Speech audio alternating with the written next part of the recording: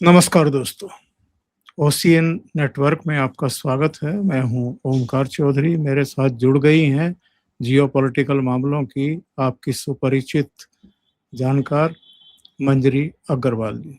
मंजरी जी, बहुत स्वागत है आपका। नमस्कार। धन्यवाद। आपके सभी दर्शकों को नमस्ते, प्रणाम, जय श्री राम। और मित्रों, आप जानते हैं कि इस समय भारत और बांग्लादेश सीमा पर एक तनाव है, एक टकराव के हालात हैं। इसकी वजह यह है कि पश्चिम बंगाल में नई सरकार बनी है और ये सरकार पूर्ववर्ती ममता बनर्जी सरकार से एकदम अलग है। इसकी नीतियां, इसके सिद्धांत राष्ट्र हित से परिपूर्ण हैं। जितने भी घुसपैठिए हैं उनकी पहचान की जा रही है, उनको चेतावनी दी गई है। जिला अधिकारियों को 24 मई को मुख्यमंत्री शुवेंदु अधिकारी ने दिशा निर्देश जारी किए थे कि सभी जिलों में होल्डिंग सेंटर बनाए जाएं। जिनके पास वैध दस्तावेज नहीं है उन सबको उन सेंटरों में इकट्ठा किया जाए और फिर सीमा पर बीएसएफ के हवाले कर दिया जाए। अब कई बॉर्डर्स पर, हकीमपुर इनमें मेन है, वहां पर हजारों की संख्या में ये अवैध बांग्लादेशी रोहिंग्याज वगैरह पहुंच रहे हैं और उनको बांग्लादेशी जो गार्ड्स हैं उनके हवाले किया भी जा रहा है। उनमें से बहुत सारों को वो ले रहे हैं, जिनको नहीं ले रहे हैं उनको कैसे उधर भेजा जाता है ये हमारी बीएसएफ और हमारे अधिकारी बहुत अच्छे तरीके से जानते हैं। तनाव इसी बात को लेकर के है। तो इस पर एक महानिदेशक स्तर की, वैसे तो साल में 2 मीटिंग होती हैं और 6 महीने लगभग में ये मीटिंग होती है, लेकिन इस बार की मीटिंग बहुत महत्वपूर्ण है जो 8 से 11 तारीख तक दिल्ली में होने वाली है। जो पीजीबी के महानिदेशक हैं वो यहाँ आ रहे हैं 18 सदस्यीय प्रतिनिधि मंडल के साथ। तो इसमें मेनली सीमा पर जो बाड़बंदी का काम भारत ने शुरू किया है, जहां जहां नहीं हुई थी उस पर चर्चा होगी। सीमा पार से जो अपराध किए जा रहे हैं, तस्करी से लेकर के तमाम दूसरी और घुसपैठ भी, उस पर भी चर्चा होगी। और जो हमारे यहाँ घुसपैठिए हैं उनको वापस लेने में जो परेशानी हो रही है उनको, इस पर भी कड़ाई से चर्चा होगी और इसका समाधान भी निकाला जाएगा, ऐसी उम्मीद की जा सकते हैं। तो मंजरी जी, कितनी अहम बैठक है इन बदली हुई स्थितियों परिस्थितियों में? देखिए, अहम ये इतनी है कि इसमें बांग्लादेश का सर्वाइवल डिपेंड करता है। उन्होंने करोड़ों की संख्या में लोग यहाँ पर भेजे हुए हैं। अगर वो पूरे करोड़ बिल्कुल सर्टिफाइड, हम उसमें कहते हैं कि आप ये सोच लीजिए 4 करोड़ है तो हम 1 करोड़ रख लेते हैं डाउटफुल, क्योंकि उनका जन्म यहाँ हो गया है, ये वो ठीक है, जो कुछ भी है। बाकी 3 करोड़ 4 करोड़ जो भी है, जो एक्चुअली बांग्लादेशी हैं, जिनका डाउटलेसली बांग्लादेशी है, इनको भेज देते हैं तो बांग्लादेश की अर्थव्यवस्था वगैरह सब चरमरा जाएगी।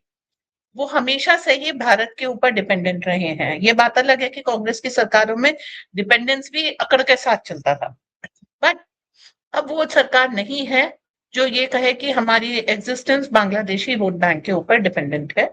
सो दिस इज वाई हम इस चीज को अच्छी तरीके से बैकलैश में दे सकते हैं उनको। तो हेमंता बिश्व शर्मा ने इसे बहुत प्रमुखता से कहा था कि उन्होंने तो कहा था कि किस तरीके से वो इनको पुश बैक देते हैं बांग्लादेशी सीमा में जहां कहीं भी लूप होल होता है।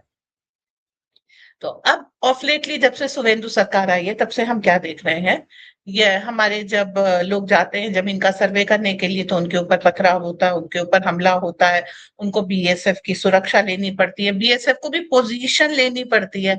चूंकि हम लोग थोड़े ज्यादा ही हिंसक टाइप प्राणी है तो हम पोजीशन लेके छोड़ देते, दूसरा कोई देश होता तो उसमें फायरिंग वगैरह कर देता। तो एक बार जब इन लोगों ने अपनी तरफ से फायरिंग कर दी थी तो हम लोगों को भी ओपन फायर करना पड़ा और ये हमारी मजबूरी थी, क्योंकि रिटेलिएट नहीं करेंगे तो ये घटनाएं बढ़ जाएगी। तो पूरा जो सिचुएशन हो गया वो इस तरीके का हो गया कि आपको इनको वहां पर बॉर्डर में कॉन्फ्रंटेशन की स्थिति आ गई। अब शुभेंदु सरकार के आने से क्या हुआ, 5,000 10,000 की संख्या में डेली खुद से ही जाने लग गए। अच्छा, आने का रूट जिसको पता हो ना, तो जाने का रूट भी पता है कि कहाँ पे ओपन बॉर्डर है, कहाँ पे टनल है, कहाँ नदी क्रॉस करनी पड़ेगी, किससे भी, तो वो अपने सर्टन रूट से जा रहे हैं। अब इन लोगों को ये समझ में नहीं आ रहा ये जो आती हुई पॉपुलेशन है इसे एडजस्ट कहाँ करें। और मजेदार अभी मैंने एक देखा कि बांग्लादेश गार्ड्स को एक कपल जाकर के बोल रहे हैं कि हम तो मुसलमान भारत के मुसलमान हैं और भारत ने हमको निकाल के बाहर कर दिया। अरे भाई, अब वैसे तो मुझे मालूम है कि ये झूठ बोल रहे हैं, सिंपैथी वोट के लिए है। ये एक मतलब ये कह लीजिए ये एक एंगल है इंटरनेशनल मीडिया के लिए कि भारत अपने आके लीगल मुस्लिम्स को भी वहां पुश कर रहा है।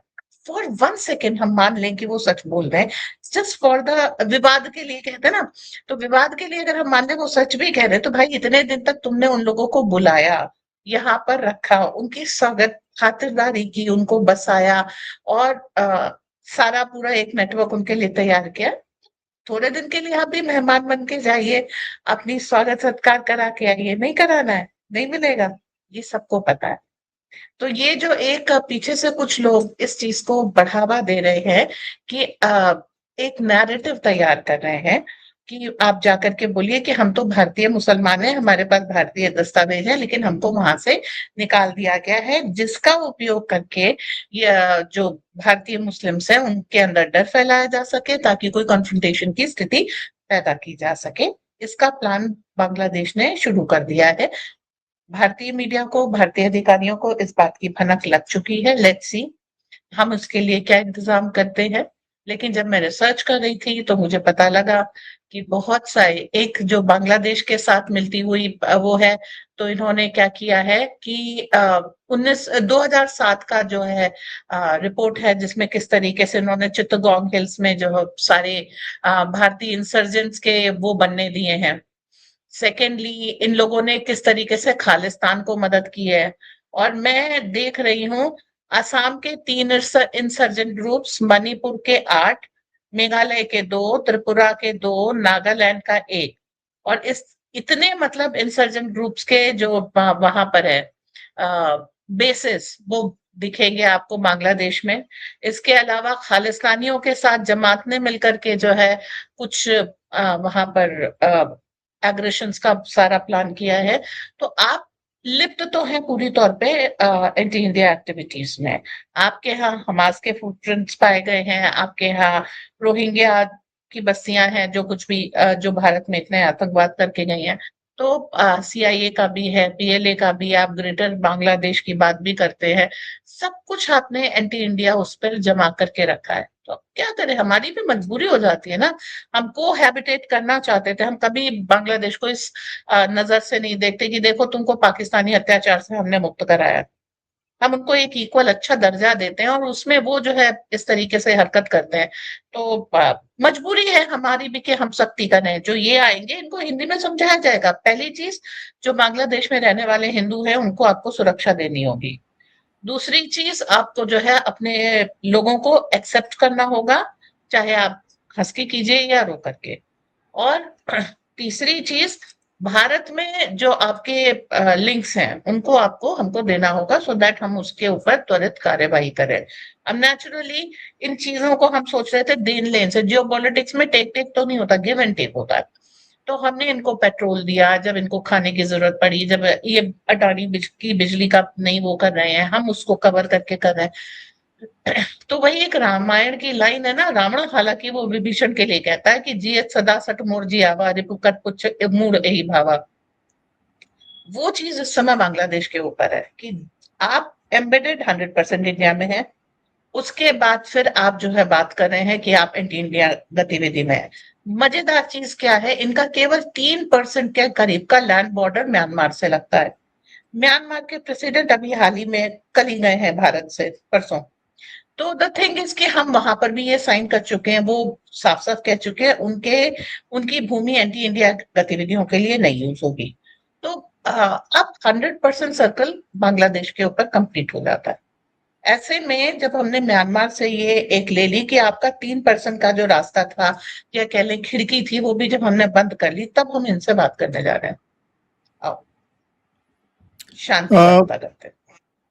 मंजरी जी, आगे बढ़ने से पहले 15 अगस्त 2025 को लाल किले की प्राचीर से प्रधानमंत्री नरेंद्र मोदी ने क्या कहा था इस घुसपैठ की समस्या पर और डेमोग्राफिक चेंज पर, ये कितनी बड़ी साजिश है, इसके बारे में प्रधानमंत्री ने कुछ कहा था। जरा सुन लेते हैं, फिर आगे चर्चा करते हैं।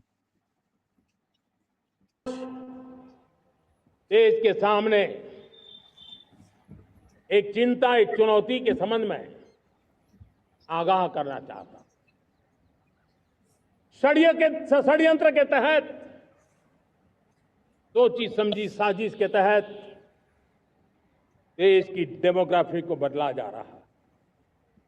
एक नए संकट के बीज बोए जा रहे हैं और ये घुसपैठिए मेरे देश के नौजवानों की रोजी रोटी छीन रहे हैं। एक घुसपैठिए मेरे देश की बहन बेटियों को निशाना बना रहे हैं। ये बर्दाश्त नहीं होगा। ये घुसपैठिए भोले भाले आदिवासियों को भ्रमित करके उनकी जमीनों पर कब्जा कर रहे हैं। ये देश सहन नहीं करेगा। और इसलिए मेरे प्यारे देशवासियों, जब डेमोग्राफी परिवर्तन होता है, सीमावर्ती क्षेत्रों में डेमोग्राफी में परिवर्तन होता है, तब राष्ट्रीय सुरक्षा के लिए संकट पैदा होता है। देश की एकता, अखंडता और प्रगति के लिए ये संकट पैदा, सामाजिक तनाव के बीज बो देता है। और कोई देश अपना देश घुसपैठियों के हवाले नहीं कर सकता है। दुनिया का कोई देश नहीं कर सकता है, तो हम भारत को कैसे कर सकते हैं? हमारे पूर्वजों ने त्याग और बलिदान से आजादी पाई है, हमें स्वतंत्र भारत दिया है। उन महापुरुषों के प्रति हमारा कर्तव्य है कि हम हमारे देश में ऐसी हरकतों को स्वीकार न करें। उनकी सच्ची श्रद्धांजलि होगी। और इसलिए मैं आज लाल किले की प्राचीर से कहना चाहता हूं, हमने एक हाई पावर्ड डेमोग्राफी मिशन शुरू करने का निर्णय किया है। ये मिशन, इस मिशन के द्वारा ये जो भीषण संकट नजर आ रहा है, भारत पे मंडरा रहा है जो संकट है, उसको निपटाने के लिए तय समय में सुविचारित सुनिश्चित रूप से अपने कार्य को करेगा। उस दिशा में हम आगे बढ़ रहे हैं। अभी हाल में अमित शाह साहब ने ये हाई लेवल कमीशन का नियुक्त कर दिया है, जिसमें एक पूर्व जस्टिस को उसका चीफ बनाया गया है, एक रिटायर्ड आईपीएस, एक रिटायर्ड आईएएस और दूसरे लोग उसमें शामिल किए गए हैं। ये तो हम जानते हैं कि डेमोग्राफी चेंज की एक बहुत बड़ी साजिश रची गई। हम ये भी जानते हैं मंजरी जी कि जब पीएफआई पर बैन लगाया गया था, जगह जगह छापे पड़े थे, तो उनका कुछ लिटरेचर बरामद हुआ था, जिससे हमें ये पता चला था कि उनकी साजिश ये है कि जो गजवाए हिंद का उनका सपना है, इस्लामिक स्टेट का जो सपना है, 2047 तक पूरा करना चाहते हैं। और ये जिस तरीके से कुकुर मुत्तों की तरह, खास तौर से जो सरहदी जिले हैं वहां पर मजारे, मस्जिदें, यतीम खाने, तमाम दूसरी चीजें उग आई हैं पिछले 1.5-2 दशक में, ये सब चीजें सबको दिखाई दे रही हैं अब। और जगह जगह जो टकराव की स्थितियां पैदा होती हैं और जो हमारी मूल पॉपुलेशन है उसके अधिकारों पर जिस तरीके से डकैती पड़ रही है, वो भी सबकी समझ में आ रहा है। तो अभी अमित शाह ने न केवल ये मिशन की शुरुआत कर दी है, बल्कि उन्होंने एक और निर्देश दिया है कि सीमा से 15 किलोमीटर तक जो भी अवैध निर्माण है सबको बुलडोज कर दिया जाए, सबको गिरा दिया जाए, ताकि किसी भी तरह की देश विरोधी गतिविधियों को सिर छुपाने की जगह ना मिले। कितना बड़ा स्टेप उठाने जा रही है ये सरकार और कितना अहम फैसला है राष्ट्रीय सुरक्षा और राष्ट्रीय हितों के मद्देनजर। हम इतना ही नहीं कर रहे हैं, हम नदियों में घड़ियाल छोड़ रहे हैं कि पानी के रास्ते से नहा सकें, हम जंगलों में शेर छोड़ रहे हैं, चीते छोड़ रहे हैं, सांप छोड़ रहे हैं, ताकि आप वहां से आ ना सकें। और ये जो इनके हाइड आउट्स होते हैं ना, जो अंदर है, अंडरग्राउंड होते हैं, उनमें जो है सांप आप जल्दी से घुस सकते हैं, तो हम वो चीजें भी कर रहे हैं। मतलब जो ह्यूमन लेवल पे पॉसिबल है वो कर रहे हैं, और प्रकृति का भी इसमें सहारा लेना है ताकि इनके लिए कोई हाइड आउट ना बचे। ये जरूरी बहुत है, क्योंकि जिस तेजी से इन लोगों की जनसंख्या बढ़ रही है, वो नेचुरल बर्थ से पॉसिबल नहीं है। लव जिहाद का सब लोग ने नाम सुना है, कल ही अबू आजमी इस पे चिल्ला रहे थे कि केवल जिहाद होता और वो बड़ा पवित्र होता, और लव जिहाद लैंड जिहाद जैसा नहीं होता। तो संभल में क्या हुआ, और लव जिहाद के नेटवर्क्स आपको टाटा टीसीएस जैसी कंपनी में मिल रहे हैं। तो आप ये समझिए कि काम तो ये सारा कर रहा है, लेकिन ये जो सरकार है मोदी जी की, अमित शाह जी की, इसमें इन्होंने इसको एड्रेस करने शुरू किया, जो पीड़ा है हिंदू की। अगर कोई लड़की को आप इस तरीके से प्रेशर करके और उसको कॉर्नर करके उसके साथ बुरा व्यवहार करें, तो ये सब चीजें क्यों हो रही हैं? क्योंकि उनको वो एक स्त्री नहीं नजर आती है, एक कई करोड़ है माल कहते हैं वो उन बच्चियों को। तो इस तरीके से ये हम लोगों का दोहन कर रहे थे, तो इसके खिलाफ बहुत दिनों से हिंदू संगठन मांग कर रहे थे, लोग मांग कर रहे थे। जब इनकी इंक्वायरी की गई, तो इंक्वायरी में बहुत ज्यादा इतने विभत्स केसेस आए हैं। आप निर्भया का एक केस देख के, आर्जिकर का एक केस देख करके अगर आप प्रताड़ित हैं, तो इससे बहुत ज्यादा विभत्स केसेस भी हुए हैं। तो कब तक आप नहीं लेंगे अपनी जनता की जेन्युइन मांग को? ये सरकार सुन रही है, इसके लिए हम उनके कृतज्ञ हैं। और ये भाई मजाक में ही सही होता था ना, नेता इटली से आते और वोटर्स बांग्लादेश से, भारतीय लोकतंत्र की इसको पहचान बना दी गई थी। तो कहीं ना कहीं तो उसको रिवर्सल होना था, जो अब जाकर के होना शुरू हुआ है। आप ये सोचिए, इस लेवल पे आके रिवर्सल प्लान तो पहले से होगा। और मेरी अपनी माँ इस चीज को 1984 से कंप्लेन कर रही थी। तो मैं पर्सनली इसको देखती आ रही हूँ कि ये इशू कितना पुराना है। अब जाके 2026 में, जब मोदी सरकार के भी 12 साल हो गए, तब इस पे एक्शन हो रहा है। मतलब कितनी लंबी तैयारी, ये लोग कहते हैं ना एकदम से हो गया, एकदम से नहीं हुआ। इसके पीछे 12 साल की तो केंद्र सरकार तैयारी कर रही है, उससे पहले जो तैयारी की गई होगी वो अलग, तब जाकर के आप इस विभीषिका को टच कर पाए हैं। और विश्वास कीजिए, अभी हमने सिर्फ छेड़ा भर है, अभी हमने कोई एक्शन नहीं लिया है। ये डिपोर्टेशन सिर्फ इसलिए हो रहा है, और ऑटो डिपोर्टेशन हो रहा है क्योंकि शुभेंदु सरकार आ गई है, और उन्होंने 30,000 तो जो लोग मतलब फ्रॉड बेनिफिशियरी थे, जिनको नहीं मिलना चाहिए था, अभी तो हम सिर्फ वो काट रहे हैं जहां पर हमारी लीक हो रही थी, कि मदरसे के को वजीफे जा रहे हैं, स्टूडेंट्स है नहीं उनको जा रहे हैं, टीचर्स है नहीं उनका वेतन जा रहे हैं, लोग है नहीं उनके नाम पे राशन जा रहा है, उनके नाम पे आयुष्मान। अभी तो हम सिर्फ वो लीक्स बंद कर रहे हैं, आइडेंटिफाई करके। अभी इनके अगेंस्ट कोई एक्शन नहीं लिया गया है कि भाई तुमने एक सिस्टम बना रखा है भारत सरकार का दोहन करने का, तो चलो तुमको जेल में डाल देते हैं। ये भी नहीं हुआ है, केवल हमने वहां पर लीक्स बंद किए हैं, तब इतनी तड़पड़ाहट है, तब ये अपना चूल्हा। मतलब कि जो कुछ भी हो रहा था वो सरकारी प्रोटेक्शन में हो रहा था। इन लोगों के लिए एक नेटवर्क था जिसमें ब्यूरोक्रेट से लेके नेता तक, पुलिस तक, सब लोग शामिल थे। और कहीं ना कहीं उन ब्यूरोक्रेट्स ने और कुछ पुलिस वालों ने कीमत तो चुकाई है, जो आज जैसी सरकार पर बदली, उनका नेचर बदल गया। तो समझिए इस चीज को, अभी सिर्फ छुए गए हैं तब इतनी छटपटाहट है। अभी अभी मैंने पिछले दिनों ही एक आर्म्स स्मगलिंग के ऊपर नेट शो किया था कि आप ये सोचिए, भारतीय अदालतें इनके इतने फेवर में है कि आम स्मगलर पकड़ा गया तो उसको पत्नी की बीमारी के नाम पर 1 महीने की जो बेल दी गई, वो उसमें बांग्लादेश भग गया। और वो जो इलीगल आर्म्स का नेटवर्क था, जिसमें सेमी ऑटोमेटिक और made in Italy, made in Turkey weapon वो भारत में इलीगली ला करके बेच रहे हैं, वो एज इट इज चलता रहा। बल्कि जबकि वो बच के भाग गया तो और वृहद स्केल पे उसका सिद्धू मूसेवाला के मर्डर के केस में वो पकड़ा गया था और छूट के भागा, उसके बाद अब दोबारा पकड़ा गया है। तो इस लेवल तक ये लोग जा करके जब भारत के विरोध में अब इतने इलीगल आर्म्स होंगे और इतने हाई लेवल वेपन होंगे, तो आप समझ रहे हैं हमारे घर में एक डंडा नहीं मिलेगा। तो और उसके बाद अगर हम भारतीय लोगों से कहते हैं कि आप आत्मरक्षा देकर सीख लीजिए, तो ऐसे रिएक्ट करते हैं जैसे हम किसी दंगे में उनको ढकेल रहे हो। होल थिंग इज दैट कि ये तैयारी अभी होनी है, क्योंकि अभी इनको छुए जाना बाकी है। डेमोग्राफिक चेंज 71 से बहुत तेजी से शुरू हुआ, बल्कि मैं कहूंगी इसके डेमोग्राफिक चेंज को आप नेहरू लियाकत समझौते से लिंक कीजिए।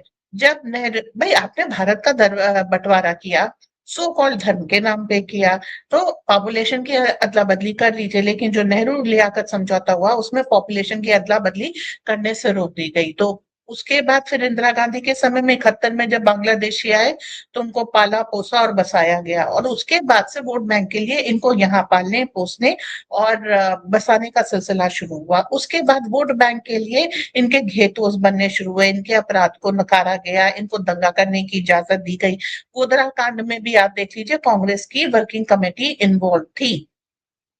तो जो अजमेर शरीफ के कांड में कांग्रेस का नाम आया है, वो जो मुफ्ती था वो कांग्रेस का वर्कर था।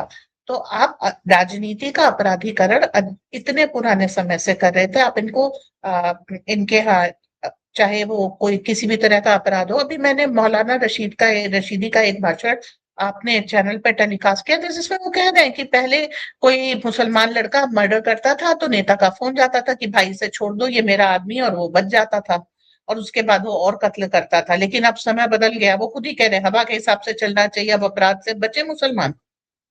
ये क्लैरियन कॉल जाने लग गई है, और जबकि हमने केवल सरकारी प्रोटेक्शन हटाया है। ये जानते हैं कोई वीरता कुछ नहीं है, ये सिर्फ सरकारी प्रोटेक्शन की वजह से ये डेमोग्राफिक चेंज हुआ है, ये अपराधीकरण हुआ है। और जो लैंड जिहाद है वो सच्चाई है, जो लव जिहाद है वो सच्चाई, और पता नहीं कितने तरह के जिहाद इन्होंने चला रखे हैं।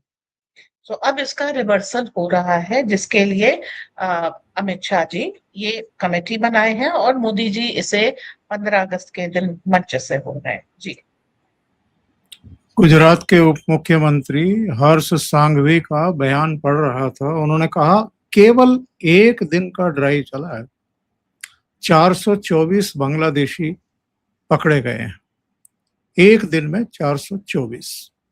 और ये अलग अलग स्टेट में कितने होंगे, और जब सारी सरकारें एकजुट प्रयास करेंगे, जब सभी थाना क्षेत्रों में इनकी ढूंढ मचेगी, इनकी शिनाख्त होगी, इनको डिटेन किया जाएगा, आप अंदाजा लगाइए कितने होल्डिंग सेंटर और कितने डिटेंशन सेंटर बनाने पड़ेंगे। और उसके बाद जब इनको बांग्लादेश की सीमा में धकेला जाएगा या उनको सौंपा जाएगा, इनकी शिनाख्त करके, इनका बायोमेट्रिक वगैरह डाटा वगैरह रख करके, तो ये कितनी बड़ी समस्या होने वाली है।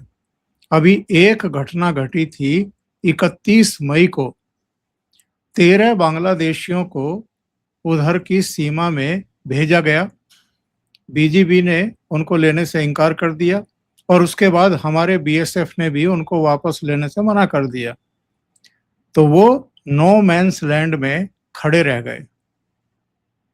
इसके अलावा भी अब तक हजारों बांग्लादेशियों को, घुसपैठियों को वापस बांग्लादेश की बीजीबी को सौंपा जा चुका है।